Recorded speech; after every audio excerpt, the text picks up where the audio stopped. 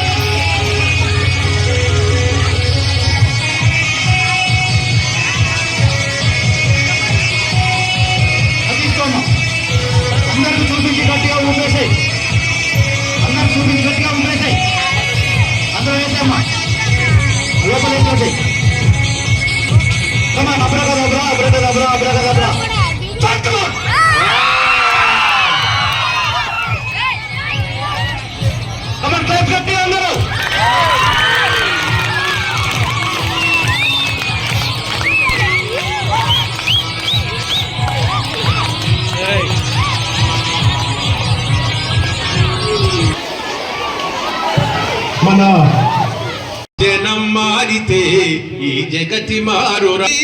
పదం పదం కలిసి రాత్రి పాటవుతుంది. మనం మారితే మన బ్రతుకు మారురా.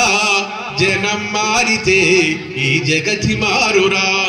దారితో పిడి దొంగ ఆనాటి వాల్మీకి, దారితో పిడి దొంగ ఆనాటి వాల్మీకి, రామాయణ మహారచయిత ఆనాటి కవి. మనం మారితే మన బ్రతుకు. ఆ 3 పాటల మధ్య నిమ్మకాయలు ఎత్తే మనం దాటలేము, అవునా కదా? భయం, అమ్మో ఏం చేస్తా, నిమ్మకాయలు ఏం చేస్తా, కొడుకుట్లు ఏం చేస్తాయి, మనల్ని ఏం చేయలేవు. కానీ మీ యొక్క భయాన్ని ఈ రకంగా వాడుకుంటారు కాబట్టి భయాన్ని ఆటోమేటిక్గా భయం వచ్చిందంటే ఆటోమేటిక్గా ఏమైతే మనకు ఫీవర్ వచ్చిందంటే ఫీవర్ వస్తుంది, అవునా కదా? ధైర్యం ఉంటే ఏమైనా జరుగుతాయి మనకి. సో అట్లాంటి మూఢనమ్మకాలు ఎట్టి బస్సులో కూడా నమ్మవద్దు. అటువంటి మీ దృష్టికి వచ్చాయి కానీ పోలీస్ స్టేషన్ తీసుకోవాలి. చాలామంది ఊర్లలో సార్ పక్కన వాళ్ళు మాకు చేతబడి చేస్తుంటారు, అందుకు మా ఇంట్లో బాగాలేదు, జ్వరాలు వస్తున్నాయి, తగ్గట్లేదు, ఇట్లాంటివి మాట్లాడతామని. అట్లా ఉంటే ఎంతమంది చేయొచ్చు? మనం పీఎంకి చేయొచ్చు, సీఎంకి చేయొచ్చు, అందరూ చేయొచ్చు లేదా చేతబడి? మరి అట్లా కాదు, వాళ్ళ కాట్లు వీళ్ళకి ఎందుకు అవుతానంటే వీళ్ళు ఎక్కువ మూఢనమ్మకాలు నమ్ముతారు కాబట్టి. సైబర్ నేరాల గురించి మీరు తెలియదా? ఇప్పుడు జనరల్ సైబర్ నేరాలు అంటే ఒకటే ముక్క గుర్తుపెట్టుకోండమ్మా. ఇప్పుడు ఈ అమ్మాయిని ఎవరో వేధించారంటే ఇమ్మీడియట్గా చెప్పిందా లేదా అంటే అవతల వ్యక్తులు ఎవరో మనకు తెలుస్తా ఉంది, మా క్లాస్ అబ్బాయిలని చెప్తా ఉంది. లేకుంటే పోలీస్ స్టేషన్కి సార్ కొట్టుకొని వస్తారు, సార్ పలానా వ్యక్తి నన్ను కొట్టిండని చెప్తారు. లేదా ఒక వ్యక్తిని ఎవడన్నా మోసం చేస్తే పలానా వ్యక్తి నన్ను మోసం చేసింది సార్ అని వస్తారు, అవునా కదా? ఇట్లా అంటే అవతల వ్యక్తి కూడా మనకు తెలుస్తూ ఉంటుంది, అవునా కదా? కానీ సైబర్ నేరాలలో అవతల వ్యక్తి కూడా మనకు తెలియదు, ఎట్టి బస్సులో కూడా మనకు తెలియదు. వాడు జస్ట్ మనల్ని మాటల్లో పెట్టి మన దగ్గర ఉన్న డబ్బులు లేదా మన యొక్క ఫొటోస్ తీసుకొని న్యూడ్ వీడియోలు